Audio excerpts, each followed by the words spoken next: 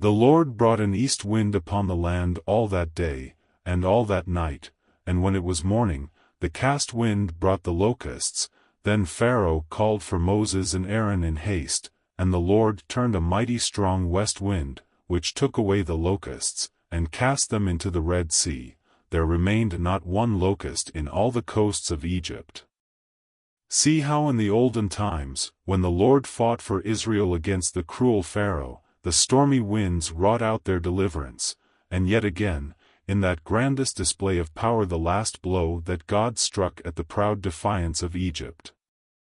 A strange, almost cruel thing it must have seemed to Israel to be hemmed in by such a host of dangers, in front the wild sea defying them, on either hand the rocky heights cutting off all hope of escape, the night of hurricane gathering over them.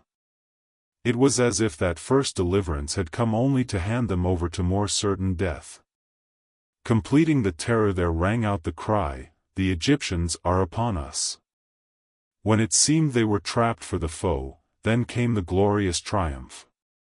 Forth swept the stormy wind and beat back the waves, and the hosts of Israel marched forward, down into the path of the great deep, a way arched over with God's protecting love.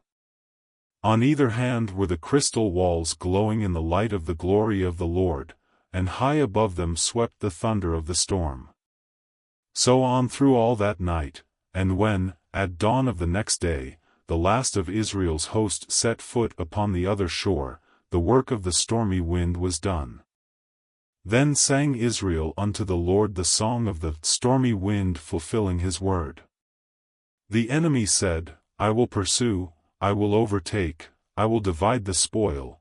Thou didst blow with thy wind, the sea covered them, they sank as lead in the mighty waters." One day, by God's great mercy, we, too, shall stand upon the sea of glass, having the harps of God. Then we shall sing the song of Moses, the servant of God, and the song of the Lamb. Just and true are thy ways, thou King of saints. We shall know then how the stormy winds have wrought out our deliverance. Now you see only the mystery of this great sorrow, then you shall see how the threatening enemy was swept away in the wild night of fear and grief.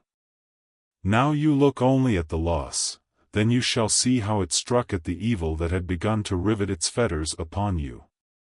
Now you shrink from the howling winds and muttering thunders, then you shall see how they beat back the waters of destruction, and opened up your way to the goodly land of promise.